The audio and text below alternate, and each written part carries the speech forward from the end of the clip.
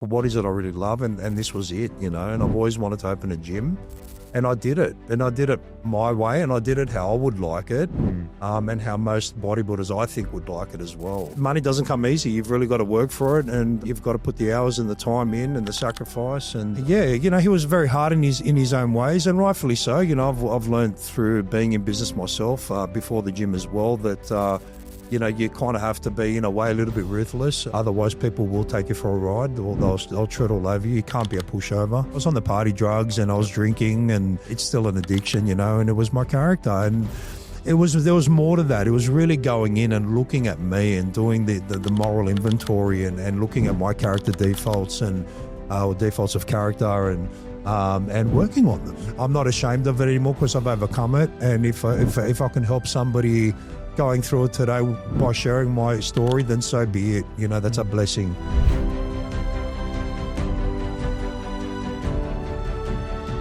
Overthinking is the root of suffering. That's not just a modern catchphrase, it's an ancient truth. The Stoics taught us that true power comes not from reacting, but from restraining. Similarly, St. Paisios says, "Why should we have any worldly worries if God has a plan for us?" This mental transformation, however, doesn't happen when life is easy. It happens when you choose to fight the battle within.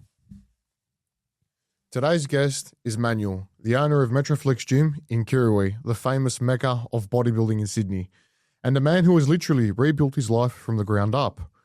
He's an IFBB Australasian champion, a father of 3, a business owner, but behind all this is a story of addiction, loss, humility, and ultimately surrender. Through faith in God, Manny has walked away from the chaos. He has faced his demons through the last 12 steps of rehab, through therapy, and through relentless self-examination. He learned that a man doesn't just need strength, he needs structure, sobriety, and spiritual grounding. In his words, "I used to be sloppy, undisciplined, reactive. Now I'm focused, driven, and feeling fit and fabulous at 44. This episode is about transformation that lasts, the kind that doesn't just show up in your physique, but in your parenting, your purpose, your faith, and your fight. If you're battling overthinking, stuck in patterns you know are destroying you, or looking for a deeper kind of strength, then this one's for you. Please welcome to the podcast, Emmanuel Dovellos. Thank you very much, George and Nick. Thank you for having me. Absolute pleasure. How are you, Manny? Mate, I'm going good. I'm feeling fantastic. It's a beautiful day. I'm here with you guys doing this, and thanks for that beautiful intro. It gave me goosebumps. I'm being honest. It really did. And, when you put it like that, and I sort of have come full circle and, look back and, it's been quite a journey, but a good one. And everything happens for a reason. It's a fantastic thing, It's we obviously met a while ago when we first heard about Metroflex, and if I'm going to be honest, as not just someone that enjoys training, but someone that really values a positive gym community, I was drawn to you pretty much straight away, which is why I guess we're in this position today, and we're able to have the opportunity to have you on the podcast. And it is something that I really resonated with, from the minute we first had our conversation. Now, whether that's because we might be all Greek and we have all that in common, but I think it's also got to do with the sense that, obviously we all have had our own past and struggles, and the fact that the gym has actually brought us all together in such a positive place of community and environment, which is why Metroflex as the community has turned out, to be what it has become essentially.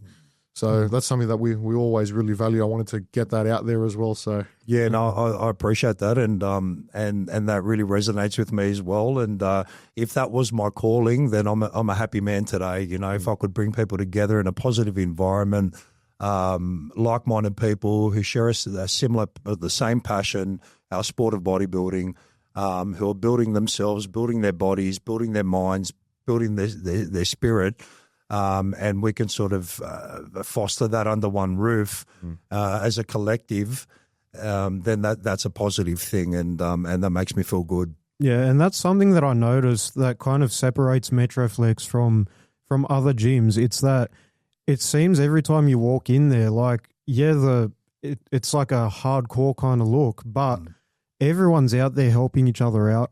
Everyone's there supporting each other. Everyone is there on a journey, and it's a community feeling that you just don't get anywhere else. And it's something that's kind of missing, I feel anyway, in society these days. But, you know, just to be able to create that community, to have somewhere where people that are, I guess, different in society, like bodybuilding isn't a normal thing, but to have a place, a sanctuary where everyone kind of understands each other, everyone's going through similar sort of things, I think that's very powerful. And I think that it's honestly helped grow bodybuilding as a sport in Australia.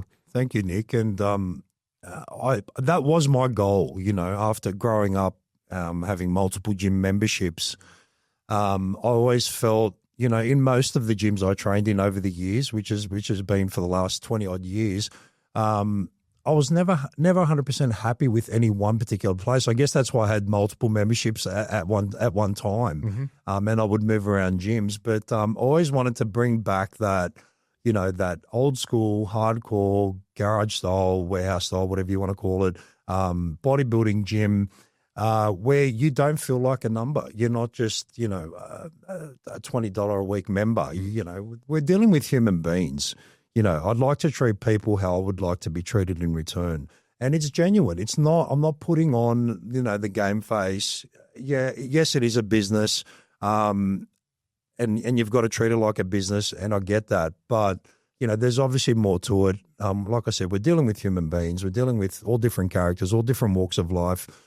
You know, have a bit of compassion, have a bit of empathy, be a little bit sympathetic with people, give them the time of day. I'd like to, you know, hear what they have to say as well. Make them feel comfortable.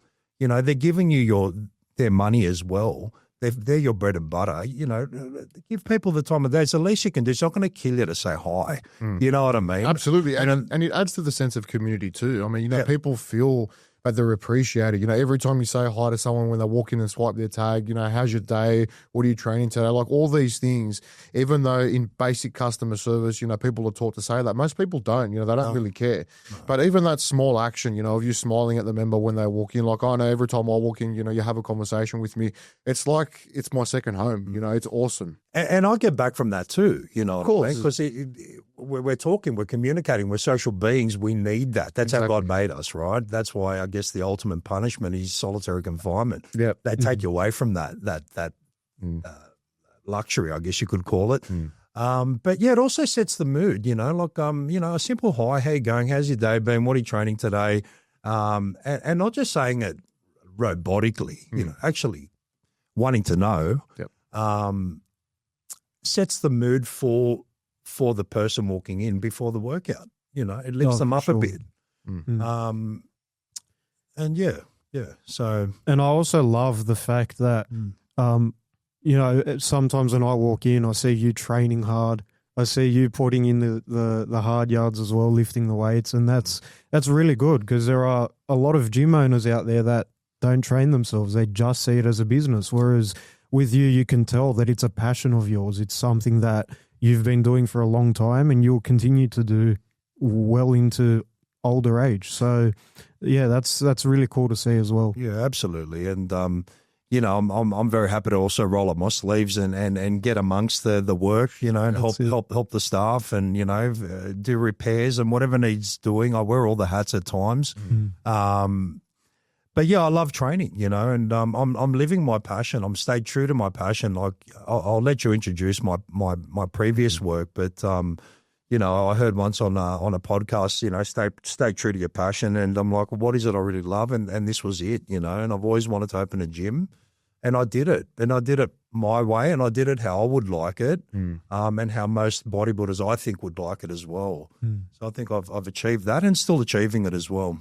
You touched on a point that I think is really interesting about wearing all the hats and getting involved within the business, not just as the owner, but, you know, I've seen you in there with the vacuum. Like it looks like you care about the place, and it's very powerful. It's very, very good to see as a customer, and you know, it's like, okay, the owner cares about the place to clean it up. Well, I should care about it too. There's a level of respect there that you have for the gym and that we have for you because of that.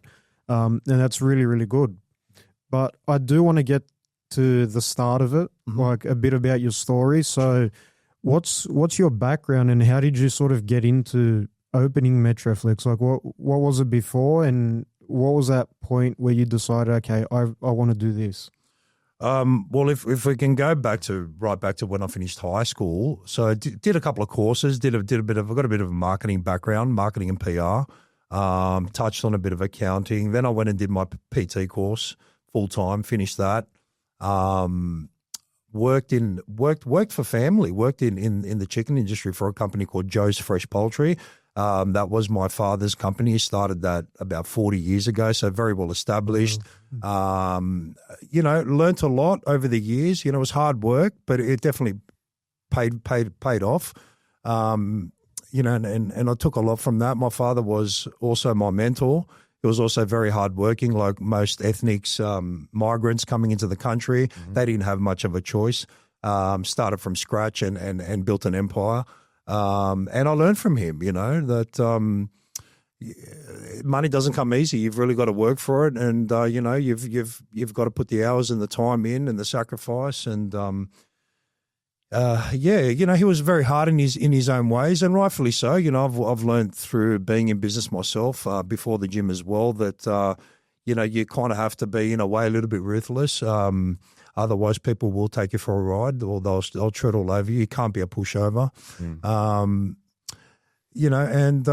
Just hard work pays off, and get up early, stay back late. But like I said, wear all the hats, and and also learn to manage your money as well. I think that was one I was struggling with, and I'm sort of working on that today. But worked in family for a long time, for an odd 20 years. We're wholesaling and retailing poultry. And then it was just time to move on. I opened my own chicken shop called Joe Jr. It was like the son of Joe, which was my father, and it was just a takeaway chicken shop. But I'd set it up to franchise, so I did it properly. I had systemized it. I opened my first store in Kirrawee South Village. It was a beautiful store, poured a lot of money into it, and a lot of hard work, blood, sweat and tears, literally. I opened it, started off with a bang, and I was enjoying it. And then I think about a year or two in, COVID hit. And then we watched sales sort of plummet 30% overnight, which was a good chunk of my profit, unfortunately. Yeah. And a lot of other businesses suffered as well. So, not playing the victim here, but, stuck it out for a few more years after that. And then I'm like, you know what? I don't want to do this anymore. I'm not enjoying it. The time and effort and that I'm putting into it, time away from family. I was a bit of an absent father, absent husband, and it took a bit of a toll on my marriage and my family and on myself, and I was burning out. I really was, and it wasn't rewarding me in the end financially. So it was time to hang up the gloves and. Like I said earlier, stay true to my passion and realize what is it I really want to do, because I found myself dragging my feet to work in the end, and I felt like I was stuck in a bit of jail. It was 7 days a week, and, I'd try and arrange to have a day off a fortnight, and then somebody would call in sick, and I couldn't even get that day off. And I don't want to sound like I'm complaining. That's how it is when you're a business owner. I get that. But it was time to move on. I wasn't enjoying it, and then before I closed it, I opened the gym. I opened Metroflex, and then for a period of about a year or so, I was running both, and it was just getting way too much. And then I closed the shop, made the decision to walk away, took a bit of a hit there. It could have been worse, but just sort of took the hit and focused on what I love doing and put all my eggs in the one basket with Metroflex. At the time, I had people running it for me, and I was just sort of popping into train and overlook things. But then, really focused on running it, and it's really grown since then. Just quickly, Manny, the transition between you closing the chicken shop and, opening Metroflex, where were you at your own stage in training back then? Did you know that you already had a passion for training? Were you competing then? Yes, I was. Yeah, so run us through that whole process. How were you able to manage running the chicken shop essentially 7 days a week, being the busy business owner that you were, and then having time to bodybuild to the extent that you did to end up, on the NABA and the IFBB stage. Run us through that. Sure. Sorry. So I've touched on my career, but I haven't touched on my bodybuilding. Yep. So I started bodybuilding in high school, probably my, so let's say properly senior years of high school. there was a high school gym there, and it was in the demountable. We had like a multi-gym and a Smith machine. There was no dumbbells. It was very basic. It was 25 years ago. It was just me and a handful of other boys from my gym. We're in there in our free periods and we were training. Yep. And we didn't really know what we were doing, but we were just throwing weights around. That's how everyone starts. For everyone with us, we just used to go, heavy sets of bench press. Who cares if we get injured, and just have fun. It was great. I loved it. We had good. It was a little group of us, and it was cool, super cool. Especially when we started seeing results and we're getting attention from other girls, and that always. That's what mattered back then to us, bro. Yes, it did. Even though you got more attention from the guys, but you're looking big, bro. It's like we like that too. That's it. Anything that feeds our ego, absolutely. And so and then I, coming out of high school in my early 20s, I sort of got into I was always a member of a gym, but then took it a bit more seriously. The training, started getting some gains on, and then eventually competed. In my mid to late 20s, I started competing on the IFBB stage. Won my first show. That was the Australasian Championship. Put blood, sweat, and tears into it. Didn't cheat, did it all properly. Ticked all the boxes and did everything I had to do. I had a prep coach at the time, and I won. And then I did a few more shows. After that, into my 30s, I kept competing. I didn't do a lot. There was big breaks between the shows. But the passion was always there, so that bug, always got bit by that bug, as you do when you go and watch a show. You're like, I want to jump back up on there again. Did another IFBB show, came second. Then I did 2 NABBA shows. I'm just sort of summarising this. 2 NABBA shows, placed again in those. And then my last and final show was in my late 30s. That was a IFBB Elite Pro. When the IFBB split, and I didn't place in that one, but had a good time doing it. Got a good shout out for the gym and got back into shape, and my family was there to do it, to sort of experience it all with me, and we made a weekend of it, and we had fun doing so. Yeah. How did bodybuilding sit with your family? Because I know with us, for example, when I first started getting into bodybuilding, especially when it came to the enhanced side of things, like my parents were like they didn't know anything about it. To them it's foreign. Especially my dad being a first generation migrant as well. He came here when he was 7. It was a shock to them. It's like, you're taking all this stuff and, you're counting and meal prepping everything and weighing everything to the gram.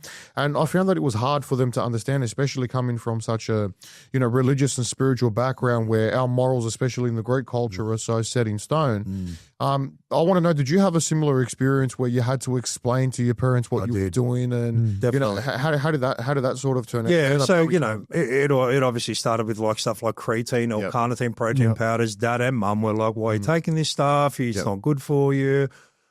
I've been taking it ever since, and I'm pretty healthy, touch wood, thank God, no serious health complications. And the science is there to back it today, that stuff can benefit you. It's not, there's no real side effects, but I guess when you want to sort of talk more about the enhanced side of things like the PEDs and steroids, that didn't sit very well with them at all, and living at home, it was hard to take it, to hide it, but they knew about it, and they could see it in my character too, because, with an elevated testosterone level comes an elevated ego, comes elevated anger, comes, everything that comes with having an elevated testosterone level. Especially at a younger age, like I said, in my 20s when it's already naturally high anyway, and then we're enhancing it artificially. But I never really abused it, you know what I mean? I used it, but I never really abused it because I was aware of the side effects. I did my research. I read the books. Back then there wasn't many. There was a book by William Lay-Wellen, Anabolics. There was the Underground Steroid Bible. I bought them all online, I remember, on the websites.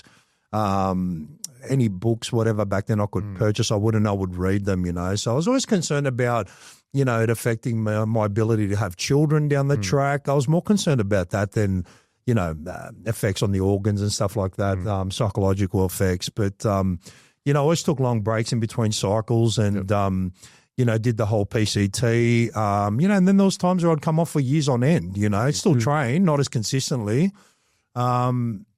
But and now today, if I can be very transparent, I do it all legally through a doctor. I do TRT. So every 3 months we do a blood check. and I consult with a doctor, Yep. and they send it all out to me legally on prescription to my house, 12 weeks worth, and then I can't get any again until I've done the checks again. So that gives me peace of mind and for my health, and also that I'm not breaking any laws. I'm doing everything legally. Absolutely. My name's on the box. It's all on prescription. What's a difference that you've noticed? Like now you're 44. Yep. Right. So being on TRT versus not, like, have you noticed a big difference in terms of health? It's noticeable. I definitely feel that I recover easier. I'm definitely not sore the next day. That's first and foremost. The libido is a bit better too. Like it's not what it used to be in my 20s, so it's sort of come back a bit. What else? Cognitively, I do feel a little bit more in control of myself. More alert, but also more like, I'm doing this. I don't want to become a fat slob while I'm on it, because you can look shit. There's no magic pill, right? Everyone knows that. You can look shit on TRT.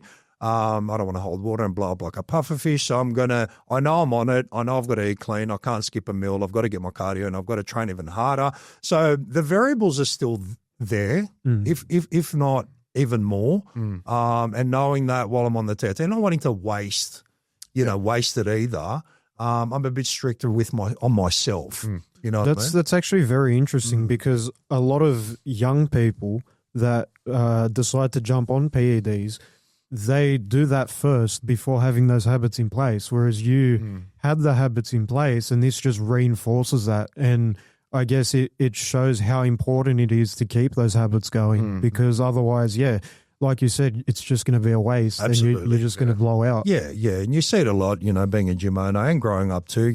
People would buy the cycle first before the membership, and then stop training when the cycle was over. I have to admit, I was that person too a very long time ago, until I knew better or learnt otherwise. Yeah. I think it helps too. Like, I mean, this is where I guess the clear disconnect or the change of, frame of mind thinking comes when it comes to taking PEDs and, prioritizing your training and nutrition.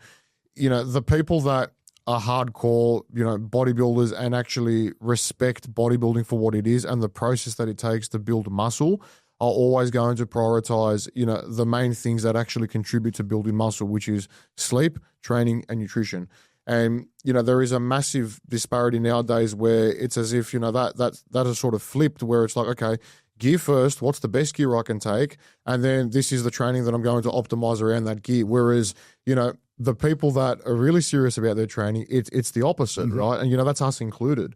So when it comes to, obviously while we're on the topic of PEDs, obviously, we don't condone any PED usage, and most people, neither do I. Yeah, of course, and unless you are someone who is seriously thinking about taking bodybuilding to the absolute max, and you shouldn't go anywhere near it unless you're in a case where you need TRT. And, speaking of that, the guest that we had on last week, Dr. Nathan Chalik, we were actually speaking about this as well, how beneficial TRT can be when used in the right circumstances, especially when it comes to, increasing, males' quality of life, potential sex life, all the positive things associated with keeping that testosterone at an optimal level so we can function to the best of our ability. Yeah, and that was the magic word there, optimal, Like I didn't really need to go on TRT. Like I obviously did my bloods beforehand, and my testosterone levels were in the normal middle range, but we wanted them in that optimal normal range to build muscle, to recover faster, for the cognitive health.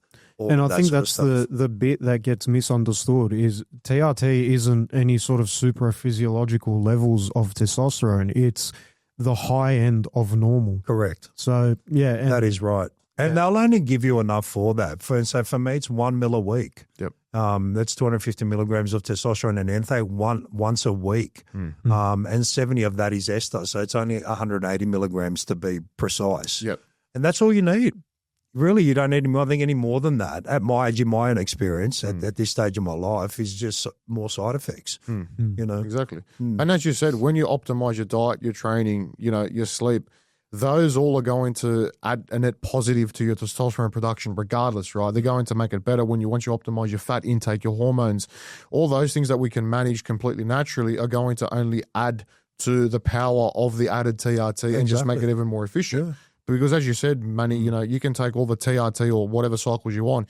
If you're eating, rubbish, chocolates and cakes and all that, Yep. and your sleep's going to shit, and you're not thinking probably because you have brain fog, then how are you supposed to get anything right, TRT or not? So, and I guess that's what I like about it too, because you've still got to, a lot of people excuse it and say, they dismiss the hard work and say, he's on steroids. But no, you've still got to do the hard work. Exactly. If anything, like I said, there's even work more hard. variables, right? So you've got to track the sleep. You've got to track the calorie intake. You've got to track the cardio, the water, the stress levels, everything, the cortisols, the blood work. You've got to do all that to optimize it, like you're saying, because, like we said, there's no magic pill. Exactly. There is no magic pill. It's just the icing on the cake, right? Exactly. From my perspective as a natural bodybuilder, I think that especially in the off season, I can kind of get away with a lot more because it's the variable of pharmacological enhancement isn't a factor for me.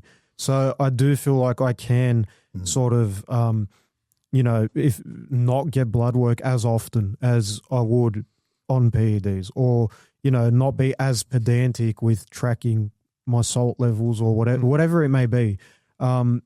Obviously, I still track the things that I need to, but it's not at the same level as someone, like George, who needs to track these things in order to be healthy and to maintain his health. So there's that to consider, which most people don't. And then that's how you get, people taking years off their lives for what? Like at the end of the day, it's not, if you don't do it properly, there's no point of doing it at all. 100%. Now, I wanted to ask you, you've been training and bodybuilding for a long time. How has your idea of your body changed over time? How has the relationship between your mind and your body changed? Yeah, man, that's a really good question. And just off the bat, I would have to say I'm more in tune with my body. So I'm more aware of it. I'm more aware of what I put in, how the body reacts to it, food, drink, supplementation. Even in my training, I'm training a lot smarter today, using more machines and free weights, focusing more on technique and form rather than just moving a weight from point A to point B. Smarter with my training, smarter with choices, smarter with recovery too, getting to bed earlier, getting up earlier, getting my steps in early in the day, trying to be more proactive, but definitely more aware of my own body. That's for sure. I'm more in tune with it, if that makes sense. In what way? Like as in, Like more mindful. Okay. I'm definitely more mindful, and not only physically, like in my physical body and being, but in also like, emotionally too, what makes me tick, taking a step back and looking at it from a different perspective, being more mindful of things like that, more of from a psychological perspective as well as a physical one. When you introduced me, responding rather than reacting, not letting my emotions control my behaviors, stuff like that. So I've done a lot of growing, since I've turned 40, I think I've really done the most personal development, and realizing a lot of this and studying it as well and putting it to practice, but from a physical perspective, I'm just more in tune with my body, more mindful, of input and output, stuff like that. You said that you only just recently started learning about this stuff in terms of being more in tune with yourself. And I want to try and tap into more the emotional and the psychological perspective, because I think this is where a lot of men in general, will struggle with, or, even struggle about speaking about it. And you mentioned that for you, it happened quite late, right? You came to this realization at 40 years old where you were able to really tap into that sort of subconscious, that frame of mind. And that's where you did a lot of your learning. Was there a pivotal moment for you, Manny, where you came to that realization, okay, there's still a lot more to learn even at 40 years old? Yeah, absolutely. So it was always there, just more aware of it today. The pivotal moment was my separation, unfortunate separation with my wife 3 years ago. Yep. So we separated, and it was a very long separation, recently divorced. So for me, that was the pivotal moment. I sort of took a step back, and instead of pointing the finger at her and at others and blaming the world, I looked at my part in it, and got my act together, man. I really pulled my finger out, I sobered up. I had issues with addiction for a very long time. I won't get into detail, but it was definitely there. I was a functioning addict living in active addiction. Yep. And a lot of people wouldn't have known it, except for those who were close to me. But I got through that. I really jumped over that hurdle. I didn't think I would, but I did through surrender to my higher power, but also through the NA program and the 12 steps, and working the 12 steps and completing them, and attending these meetings and practicing, practicing the steps on a daily basis, which is it's a spiritual. It's without it being religious, it's a spiritual program, and I think for me that was the only way. Surrendering to a higher power, practicing prayer and meditation on a daily basis, living and practicing good virtues, and really walking the talk, not just saying it, but doing it, being a good person, and finding happiness within. How important is it to look within and humble yourself to actually ask for help? Is that a journey that you had to go through? I think that's the first step. Mm-hmm. I see people still struggling with it today, and they're in denial, that they don't have a problem. Oh, no, I'm not. I just do it on the weekends. Or, oh, no, I'm not. I only do it once or twice a week. That's still an addiction. Mm. So, yeah, for sure, that's the first step of getting clean, man. For me, it was. I wouldn't say I was on, I won't get into too much like hard drugs, but, I was on the party drugs and I was drinking and, it's still an addiction, and it was my character. And there was more to that. It was really going in and looking at me and doing the moral inventory and looking at my character defaults and defaults of character and working on them, with a sponsor. So I've got a sponsor who I'm still got a good relationship today. It's all very discreet, although I'm making it a bit public today. I'm not ashamed of it anymore because I've overcome it. And if I can help somebody going through it today by sharing my story, then so be it. That's a blessing. We appreciate that, Manny. And before you do continue, what you just said is something that I personally resonate with so much, and it's actually giving me goosebumps thinking about it because it reminds me of my own thing, which I have spoken about in the past. But since we're sharing, the whole addiction thing, I found myself in that same hole 4 years ago, which is what triggered my transformation. For me, it was cocaine, particularly. That's what I was hooked on, being an ADHD sort of, stim junkie. And obviously the alcohol came with that. Yep. And what you said is extremely significant because admitting it is always the first step. Saying there is a problem there, I need to do something about it. And as you said, even if it's once or twice a week, whatever it is, if that becomes a habit, it is a problem. Yep. Because I know lots of people that, do stick to that once or twice a week, particularly the more sort of well-off people that, just save themselves for the weekend. But if you're doing that consistently every single weekend, there is something that is missing that you are trying to close that gap with partaking in that, And what you said, the spiritual aspect of it, is so important because it is essentially surrendering yourself to that higher power. For us, it's God, and it's saying, help me. Like, what is that's missing? Well, that's a really, really interesting point that I was going to bring up based off what you said, Manny, where a lot of people, they consider religion or spirituality or the idea of surrendering to a higher power as you're subjugating yourself, right? You're a slave to a higher power. I actually think it's liberating. I think it's the most freeing thing you can do because as hard as you try, you will achieve anything you set your mind to because you try 100%, God will take you that extra little bit or whichever higher power will take you the extra little bit. So I think it's actually a lot more liberating than it is constraining. Absolutely. Like, yes, you have to be humble and yes, you have to live within certain moral compass, but is that a bad thing? Like not at all. Well, only recently it's become. Well, I feel, and I think Manny, you'd be the same. Like ever since we came out of those holes, right, and now we're on the journey of improvement. I feel like a massive weight has been lifted off my shoulders. Like honestly, the conversation that, because I remember when you were going through your separation, you had spoken to me about it briefly at the gym, and I remember you were telling me, George, I'm just locking in now. Like, I'm just focused. Like, yes, it was hard, and obviously the situation with the children, and when you get to see them and whatnot. And I really felt for you then, but I also knew that you were battling. Like, you were really striving to come out on top. And it seems like obviously it's still a continual journey, but you have done exactly that. And you've started taking care of yourself, your nutrition. You got abs again. It's like. Yeah, that is a good feeling.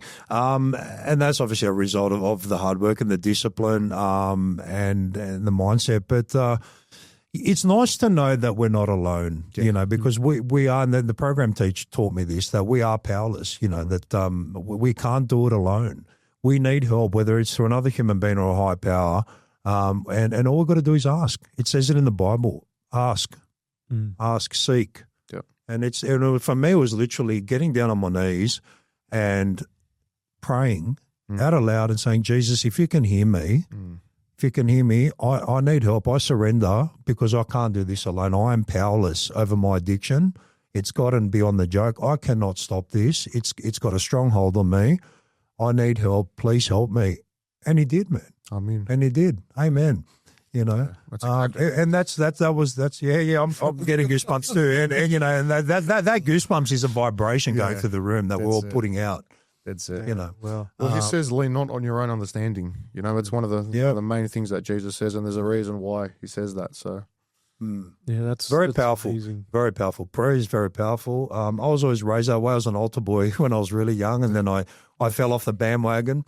So was Vic. I was an altar boy. Really well. Well, our dad is the head chanter at Mascot at St. Catherine's. Yeah, so he would know my grandfather, Plato. Probably. He's very old now, but he was a chanter for a long time, and all my uncles from my dad's side. Yeah. Oh, there you go. Yeah. He might. Well, Dad's been chanting for 30, 40 years now. So he started at Rose Boy as an altar boy. Yeah. Went to the Psalteria as a chanter. Yeah.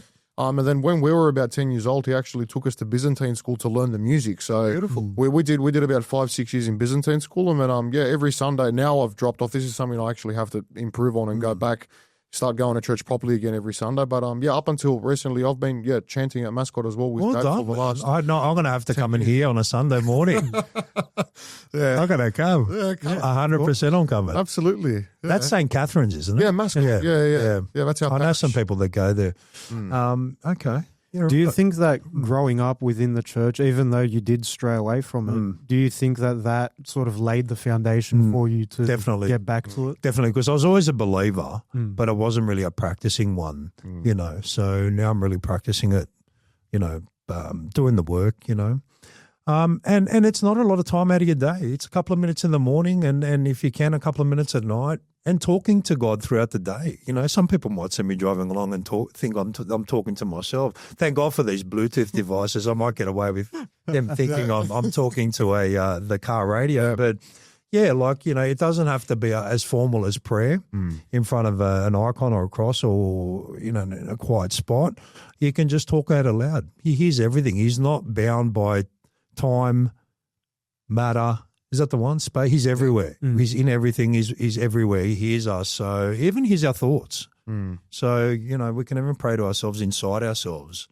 And what impact does that prayer throughout the day have? I see it. I see it in subtle ways. Yep. I really do, But non-believers would think I'm crazy. Believers would understand it.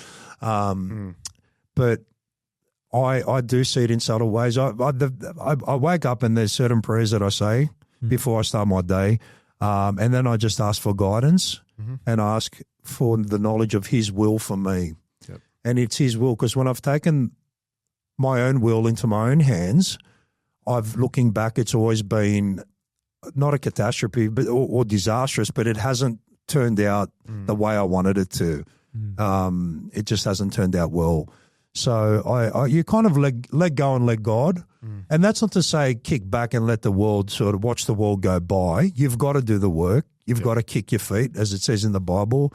I'm not very good at quoting verses from the Bible, but my mother's, I'm very grateful and very thankful. My mother's actually a theologian. She used to teach Sunday school and, proper qualified. Yeah. You know, she's really seen the light and, you know, sometimes I have good conversations with her and she tells me, you know, that verse from the Bible is, you know, God will help you, but if you're drowning, but he will tell you kick your feet as well, so to speak. You know what I mean?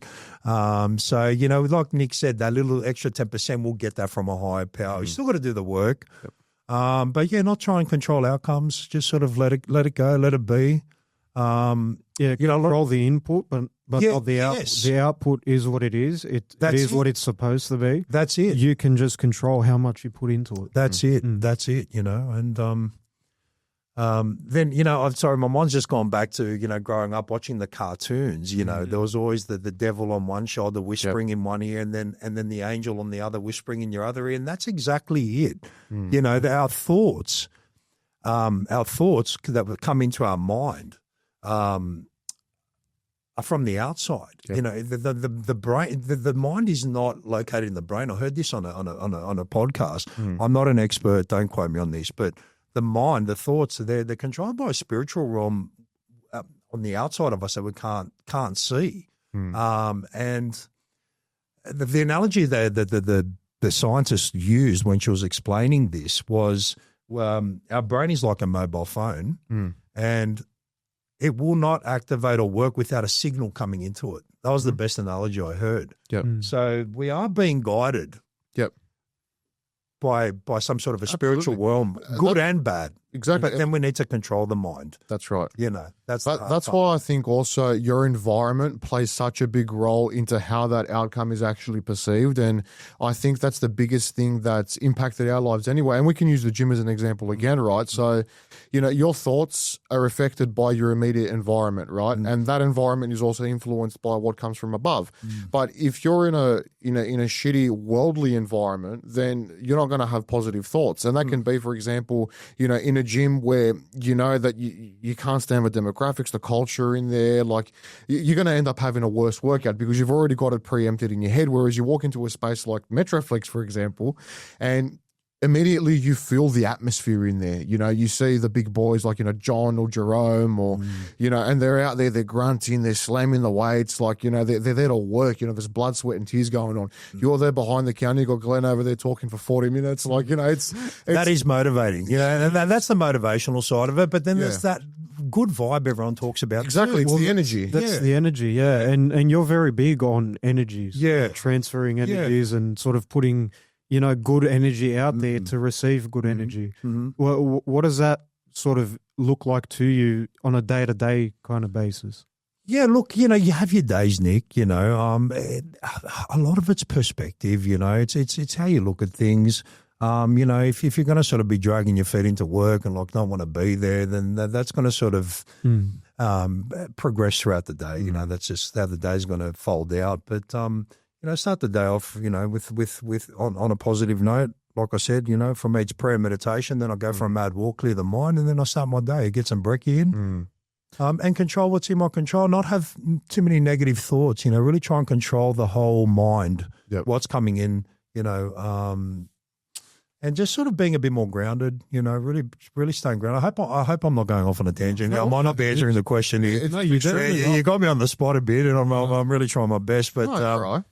You know, yeah, life's a very interesting journey, man, and I'm still learning as I'm going. You know, I'm really nobody. I really am. You know, I'm just a bloke doing my best, man. You know what I mean? I'm just a battler. You know, and I'm a young dad, and I'm growing with my children. You know, I heard that somewhere, and it's so true. You know, my children are helping me grow as well. Absolutely. And they're growing with me, you know, and I want the best for them and the best for the family, even though it's a different dynamic today. It's the love is still there, the care factor is still there. They're still my responsibility, and they'll always come first, you know.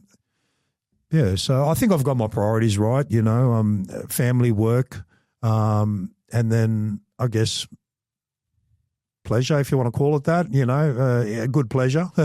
And in that order, you know, whether it's a holiday. That's what I'm trying to say, you know. Absolutely. And I think, you know, what you said about, Nick asked, how do you view things now? Was that as a result of, the separation from 40 years old? Is that when that mental reframe started to take shape, or is that something that has changed, that you used to look at the world differently before 40 years old, before that pivotal moment, as opposed to now? Yeah, look, I definitely thought the world revolved around me. I really did, I did have a bit of a victim mentality. I had a great upbringing, I had good parents, they both did their best to raise me. I've got a beautiful sister. I've been quite fortunate in life. I haven't had a lot of, other than my divorce and maybe a few other small things, which everyone goes through something. And I'm, as harsh as it sounds, I'm quite glad that I have been through something quite hard like that, because it's helped shape me to who I am becoming and who I am today. It was definitely a nice dose of humble pie, if you want to call it that. It's brought me closer to my higher power, or back to him. Just trying to be a better version of myself every day, that's for sure, and then sometimes we need to fall and hit rock bottom. Because, I remember Mike Tyson said, rock bottom is beautiful because it's only up from there. Exactly. And that really resonated. And, I did, I hit rock bottom, but I'm rising, and, I'm forever grateful. I do my gratitude every morning as well. That's another little morning ritual I do. What does that look like? So that's just 5 things that I'm grateful for. It's an app on my phone, and it reminds me to do it every morning so I don't forget. Then I do a few things that'll make today great, which is more of a to-do list, but also... So it's a sense of journaling. Yes, it is. It's called Journal. The app's called Journal. I recommend it. And then the third thing is affirmations, which I'm not huge on, but, I'm very open-minded to as well. Yeah. I think it's important, any sort of routine or system, especially in the morning. And this is where a lot of doctors, a lot of specialists in, the exercise, health and mental health field will talk about, including a lot of podcasters too. Chris Williamson has brought this up as well on a lot of his podcasts as well. Dr. Andrew Huberman as well. How we set up our day starts from the morning or even the night before, just like how we set up our week starts from the weekend. And even I'm a very big advocate for this for my coaching clients, setting yourself up to have that good day starts from what you do the minute you get out of bed. If you get out of bed at a good time, you do a set of things on a list that you would ordinarily not do as a challenge or, as an extra step before your day actually starts, is already putting you ahead of 90% of the population. And that can look like whatever. That's why, people have these weird morning routines or whatnot. I don't think it's weird. They've got a routine in place that you don't have, so I think it is so important to continue having that in place. Like, for me, it's, especially recently after prep, I've been getting up really early in the morning. And then for me, the first thing is, I'll hydrate 700 mils of water and I'll go do my steps and I'll pose. That's just my sort of routine. And within that, I'm trying to, start to incorporate a bit of prayer as well. I have been lazy with it. I haven't done it yet. But that is the next step of me adding to that. And I think it'll just, as you said, Manny, give you that energy, that positive start to the day where even if your day does go shit, at least you can say, you know what, I did this morning. I did this, I put all my ducks in an order. Now, whatever that outcome is that we were talking about, that's not in my control because I've done everything in my power to actually set this day up, regardless of what happens at the end. That's when we leave it to God. Absolutely. And it sets the trend for the day. And I was listening to an audible called Atomic Habits. By James Clear. Yeah. They got up. Oh, no, we don't know. I've read it. Yeah. Read it. I'm not a big reader. I'm a bit of a slow reader, so I listen to some audibles. Yep, that's a fantastic book. Fantastic. So you know all about it, but these small habits daily compound over time. So the quote that he said was, you do 1% better every single day, it will add to a 365% improvement across the year. Yeah. So a healthy breakfast today ain't going to give me a six-pack tomorrow. It's a healthy breakfast, lunch and dinner for the next 3 to 6 months. And then we'll start seeing the fat drop off, Absolutely. Everything. I like the idea of journaling. I've done it before and I am getting back into it now because it is actually something that Marcus Aurelius talks about, the power of journaling. And it might seem silly some days, like, oh, what am I grateful for? I've had a shit couple of days. But it forces that self-reflection that is missing from most people. And it makes you more aware of yourself and your place in the world. and that's why it's so powerful. So yeah, I really like that, and it's definitely something you've reminded me of it, that I should definitely get back into that, because you do see an improvement in quality of life and just appreciation of your life. Yeah. It definitely. Well, I know when I don't do it, there's something missing the day. I might get a little bit not feel right for whatever reason, and I put it down to that. I didn't journal this morning, so it's an app on the phone. It's called Journal. I think it's a free download. I've got the paid version, which is a little bit. It's got some guided meditations through it and some other features. But it reminds you to do it, and it reminds you to do it at night too. So you sort of reflect on the day, which I don't do a lot, but it's become a habitual thing every morning where if I don't do it, the day just doesn't flow as well. Yeah, I think it helps as well. I guess like it forces you to reflect on the day, because how many times can you think, Manny, especially being a busy business owner that you are with all the responsibilities and all the hats that you wear, sometimes when it's time to go home and just wind down and relax, we just go straight to sleep, and we don't actually have time to process what's happened during the day. And I think when we don't allow time for that, then if we have a number of shit days that accumulate, we haven't had time to process or to think about them.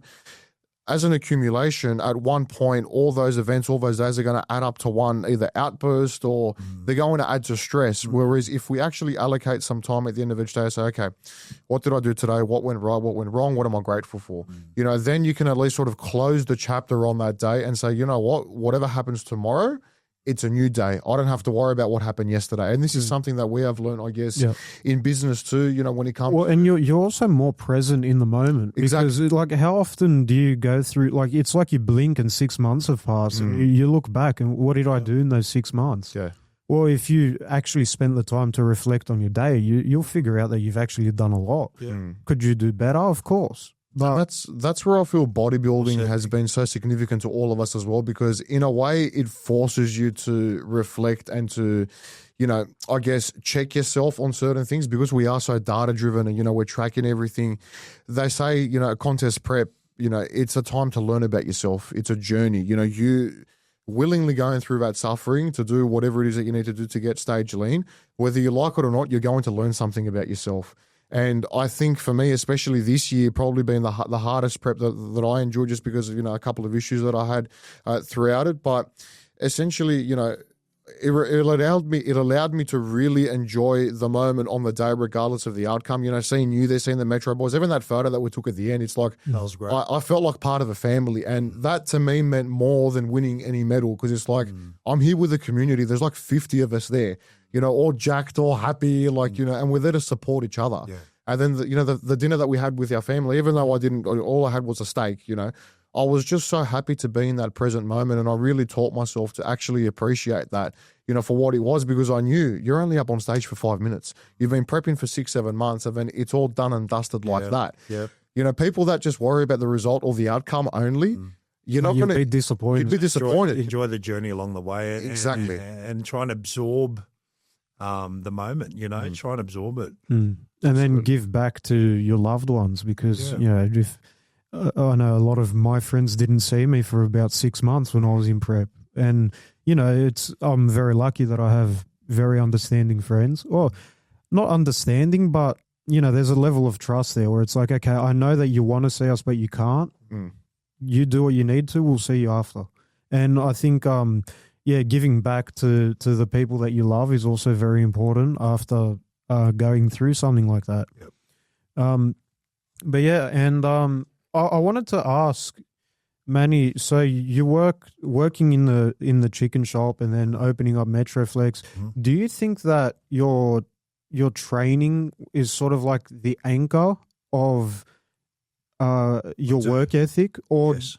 And how do you think your years when you were younger, working at your parents, like with your parents, you said it was hard work and your dad was hard on you. Do you think that played a role in your work ethic as well? Definitely. That definitely shaped my work ethic. And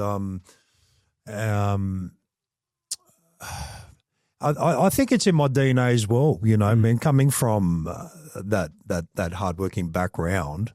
And business-minded background, that it's just in me. I think you've got it or you don't, it did come with, starting at a young age. And appreciating how hard it is to earn $1. That was good training for me. I remember working my dad's chicken shop when I was about 12. He had a takeaway shop in the back of Rockdale, which was very busy. And I used to work in the hot food bar on Saturdays, and I used to eat all the chicken nuggets. I'd sell 50 and eat 100, so to speak. Yep. But and he'd yell at me. I was getting $5 an hour. Yep. And eating all the profits, but it did me good, man. It was really good, and I can see myself passing that down or passing that on and incorporating that in my own children's lives. I remember when I had the shop, they were very young, of course, but occasionally their mother would bring them in after school or on school holidays and like, Dad, what can we do? And I'd get them to fill the drink fridge. My daughter would open a plastic bag so her mother could, put the items in there and pass them to the customer. And then they loved it. It was fun for them. Yep. And, a little bit of hard work never killed anyone. They obviously still very young and still a bit young. But I definitely will pass that on to my kids too. I might get them involved in the gym or what have you. Bring your son. Yeah. So I did. It makes me super happy when I see him training there with you. It's really cool, Manny, that thanks, man. You're doing that. And I admire that. I admire watching fathers train with their sons or mothers with their daughters or whatever. I do like seeing that and incorporating some of that myself. Absolutely. Would you want him to get into something like bodybuilding? That's a good question. I want him to look after his physique. I don't want him to let go of himself. I want him to, respect his body, be strong, be healthy. Do I want him to go to the extreme of competing on stage and definitely and taking any PEDs? No. The answer is no. But just to look half decent, to feel half decent for his own self-esteem, for his own, to stay attractive and all that sort of stuff. Yes, I do. And that you don't have to compete on stage to do that. No. And you don't have to take anabolics to do that either. He can do it through diet, he can do it through training, he can do it through cardio, supplementation. There are other avenues. So, yeah, I do want him to train. He does train. He trains with me. He's got a little setup at home. And when I can, I'll bring him to the gym, and I've got a setup at my place too. So, cool. Just the basics, some dumbbells and a bench and a few bars, but that's all you need at that age, at 13. And a bag. He's got a punching bag too. So, every year when he gets a bit stronger, I'll buy him something for his birthday. We'll go to Rebel, get some hex dumbbells, get the next one up or something like that, He likes it. He does. He like, oh, Dad, when I trained biceps last night. Look, that's Dad. cool. It is cool. That's cool. It's cool because he wants my validation, which makes me feel important as a dad too. Well, he looks up to you, and that's what you want ultimately, right? You want to be that role model for your son, and I think, everything that you have been through, Manny, and this is something that I have noticed, not just with you, but with every guest, even myself included, all these adversities that we go through, right? Whether it's a separation, whether it's an addiction, losing a job, whatever it might be, I genuinely believe that they all happen for a reason, even though, it's horrible at the time when it's happening, whether it's self-inflicted or not, whatever the case may be. But those adversities are so necessary in shaping our character moving forward as to who we are to become. And I think that they genuinely, are a necessary part of our lives, regardless of how they might come. When we think it's very powerful. It is. It definitely is. It is very powerful. And I think, it's God also testing us. And this is what JP had spoken to us about as well. He said, all these things, boys, they're tests, because JP's parents had separated too, something that he had spoken about when he was younger. His dad being a very successful entrepreneur who burnt out through, through his own work managing all the companies that he was. And it took a step away from his family in the process. And being a young kid going through that. But again, he leaned in on that and said, this is a test from God, which is why he himself has turned to God as well and realized, okay, whatever tests you have, I'm willing to take them on because I know that I can get through them and I'll come out stronger through the other side. And the people that look up to me, like, we look up to JP, even though he's younger than us, from a business perspective. We look up to you, as a father figure, a gym owner, someone who obviously cares and loves his community, which is so rare, Manny, nowadays. Like, we don't get to see that, and someone like you, like I said, you remind us of that leader, that father figure, even though you say that you're no one, which is incredibly humble, but you are, to a lot of people, you really have become that person that we can sort of, look to or ask for advice from, whether it's in about the gym, whether it's about general business, our lives, helping us, with our own businesses as well, with what we're talking about doing as well in the future.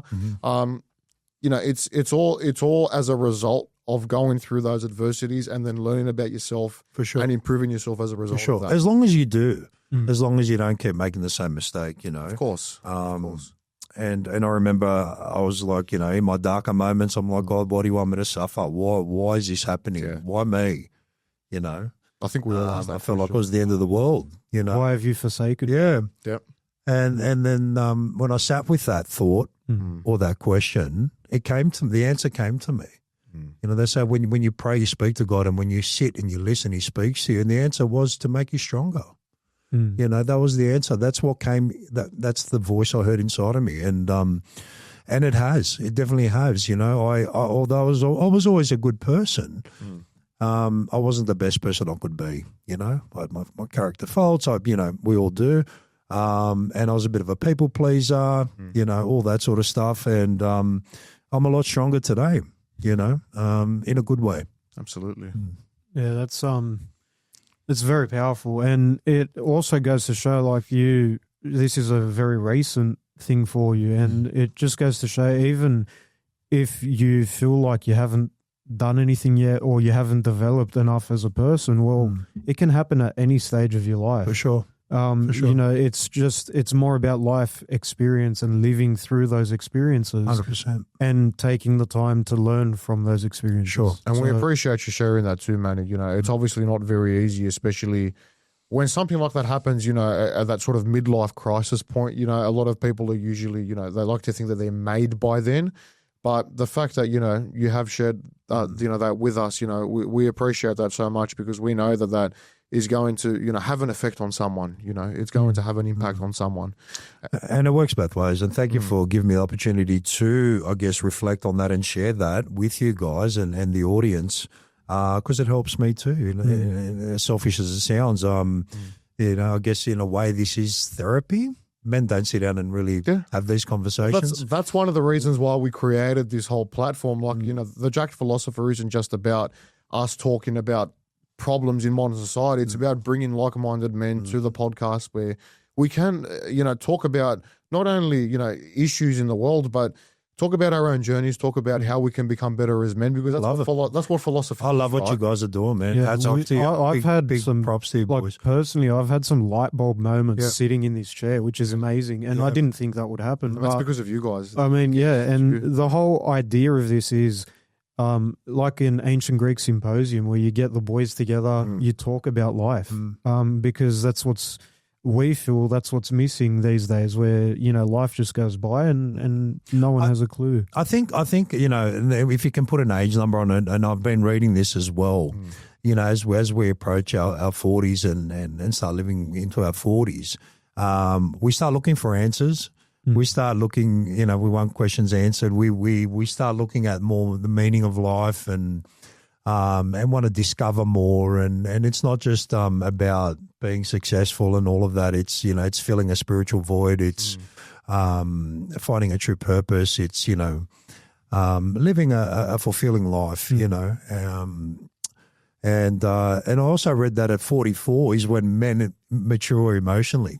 Oh, yeah. It does. And for women, it's 32. Well, so it's well past middle age, which is 35, I think, today, or 36, because life expectancy is 72 for the average man. So, we're well into our second half of our life, and realising too, we don't live forever, and time is ticking. And as we get older, time goes by quicker, and we don't want to waste time. How important is that, the idea of, recognizing your own mortality? Like, I think we touched on this when in the questionnaire, but going back to looking for answers, I'm pretty sure it was Marcus Aurelius, or was it Seneca? Anyway, it was one of the great philosophers who said that they would often think about death as well. Yeah, memento mori. And remember you'll die. Yeah. And as morbid as it was thinking about it, it reminded them that they had to prepare for the next life, which is eternal. So if you look at it from that perspective, it's not as morbid or as, upsetting that we're all going to die one day. But, it reminds us that we need to prepare for the next life, and life on earth is a test. And one day we'll all be judged. Absolutely. And, the next life is very real, Yeah, and the fact that this life is so short, it's like, well, you may as well There's be gotta be the more. best person that you can be. You may as well impact as many people as possible in a positive way. Yeah. That's the most important thing to get out of this life, is to be a positive influence, to build a community, to be, a person for your community to lean on. Especially as a man, it's very, very important to do that. Just before we wrap up, though, we ask all our guests, what's one piece of advice that you would give to the next generation? And you can take your time answering. We can get back to it, but it is something that we ask. To the young men who might be struggling, or to people who haven't necessarily gone through an adversity yet, who might be confused, what's one thing that you could say could greatly improve their quality of life, or put them on the trajectory to essentially try and become the best man possible that they can be? Work hard, train hard, stay disciplined, don't party too much in your younger years. Look after your younger self, and your older self will thank you for it. No, that's very good, yeah. Absolutely. And we're all about, obviously, training for longevity, and that's our main, for our business, that's what we preach. We don't preach bodybuilding per se. We preach... It's the work ethic. Yeah, training, building the habits to train for a long time and making the gym a part of your daily routine. And love hard as well. Love hard. Love one another. That's That were Jesus' last words to his commandments. That was the 11th commandment, if you will. Love one another as I've loved you. It's easier said than done. It's the foundation of everything. Yeah. And fearless, What did I learn about fear? Fear, FEAR, stands for false evidence appearing real. So stop yourself and think, what am I really scared of here? Is this really happening, or am I making it up in my mind? Am I thinking worst case scenario here to protect myself? Is this a survival mechanism? Fear less, and that were Jesus' words many times over in the good book. It's do not fear, do not fear, do not fear. Have courage, have faith, and ask for help. Absolutely. Well, Manny, thank you for coming on. Oh, yeah, thank you. Quick plug for Metroflex Gym. If anyone is visiting in Sydney, or if you haven't experienced the vibe at Metroflex Gym, make sure you guys check us out in Kirrawee. Manny is the most welcoming person out of all the gyms in Sydney. Come and say hi, have one of the best training sessions of your life. And as always... we drive 45 minutes to come see you. They do, absolutely. Yeah. And we might have something in the mix down the track, so you won't have to drive so far. We'll leave it there. That's right. We'll leave it there. Hang on. Thank you. Good idea, boys. It was a pleasure and an honour. Thank you so much. And this was very powerful. I loved it. It was a great experience. Thank you. Thank you.